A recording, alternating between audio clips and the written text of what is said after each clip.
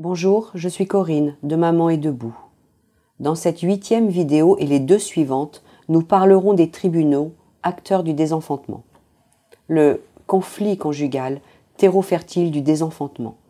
Violence conjugale ou pas, quoi qu'il se soit passé, la souffrance des enfants sera pratiquement toujours imputée à une situation conflictuelle entre les parents.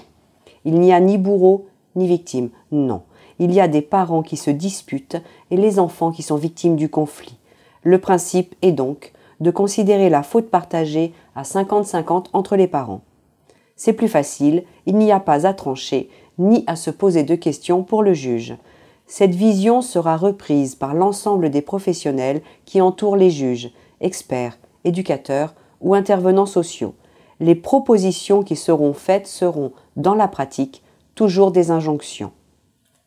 Médiation familiale, accompagnement éducatif, visite médiatisée si le conflit s'étend aux enfants. Pourtant, une loi est passée mettant fin, en théorie, à la pratique des médiations familiales dans les cas avérés de violence conjugale. Mais concrètement, qu'en est-il? En réalité, les juges ordonnent toujours ce type de mesures par principe, bien souvent sur les conseils d'experts qui ne sont toujours pas formés au problème. La mère victime devra alors affronter une situation ubuesque. Plus elle essaie de faire valoir son point de vue, de se défendre, plus elle lutte pour faire reconnaître les violences conjugales, plus elle se disqualifie aux yeux des juges et des différents intervenants, jusqu'à être accusée de ne pas vouloir coopérer.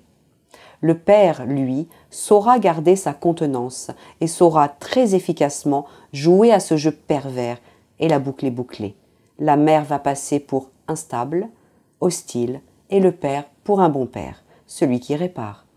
Il est excessivement difficile de sortir de cette vision du conflit parental.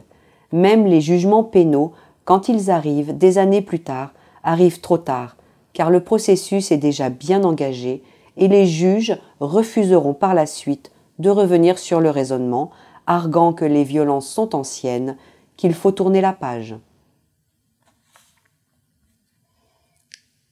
Quand il ne nous tue pas, il nous désenfante. Un ex-conjoint violent n'est pas un bon père. À Yann et à tous les enfants privés abusivement de leur maman.